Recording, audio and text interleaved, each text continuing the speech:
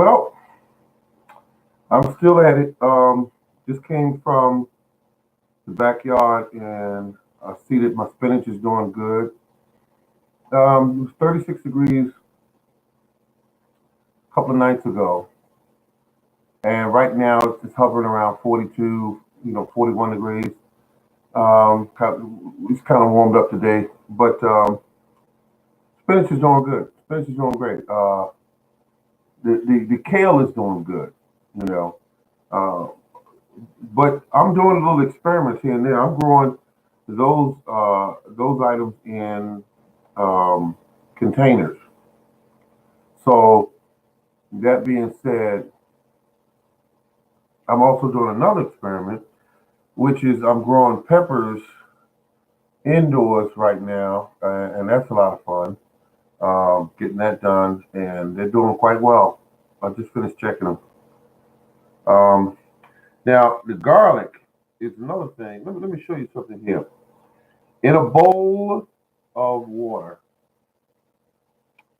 this is garlic from a grocery store. Look at the roots that developed on these in less than about 3 days. There were no roots on this, none at all. And I just set it down in a shallow bowl with water, and they're rooting out. And once they finish rooting out, I will separate them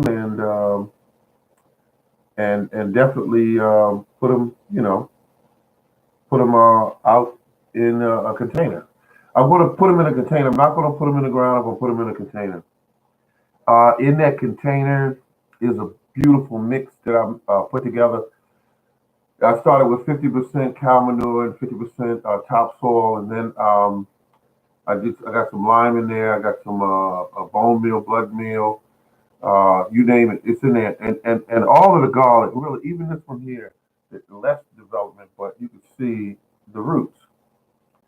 These are roots. They were not there. What I'm saying to you is they were not there 3 days ago.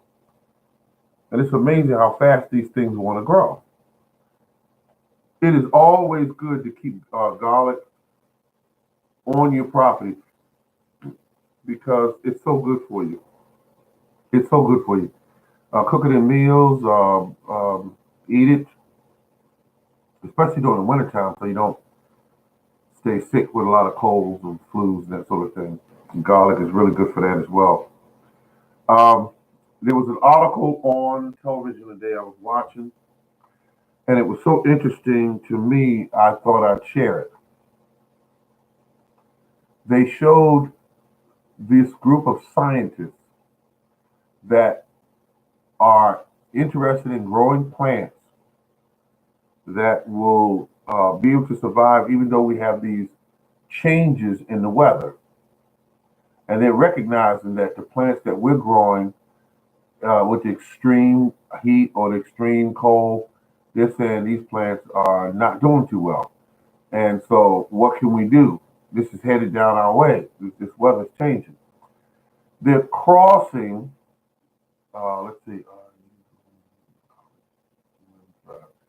Well, in a way, yes, I am growing it inside because I'm going to root them here, which I've already. You can see that I've already done that. I'm rooting them here. Let me see. Can I make that? Yeah, I'm rooting them here, but um, once they finish rooting, I'm going to put them in containers. Uh, I'm gonna do. I think I'm gonna do that outside. I'm really gonna do that outside. Garlic is somewhat resilient to these cool days, so you know I'm gonna do it that way. Put them outside. Uh, and what they're doing with the plants to make them more resilient to cold, and this is what blew me away. They're crossing them with weeds. They're crossing them with weeds. They're finding certain traits about certain weeds because they know that weeds are tougher than leather. I mean, cold doesn't really kill them, heat doesn't really kill them. Weeds are just built to survive.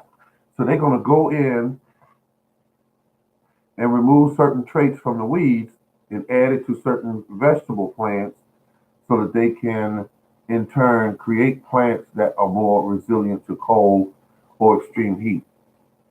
Because if they could make, say, for instance, Brussels sprouts that will produce Brussels sprouts, but then have the weed traits that will make it survive, in very cold temperatures, and also uh, be, more resilient. I think it's a good idea, but it's kind of scary because I never heard of it before, so I'm interested in that. Um, because we need to do something because the weather each summer, each spring is getting more and more difficult to grow things. This has been the Morning Gardener, and I'm all set to get into something else and go back out into the yard. Take care.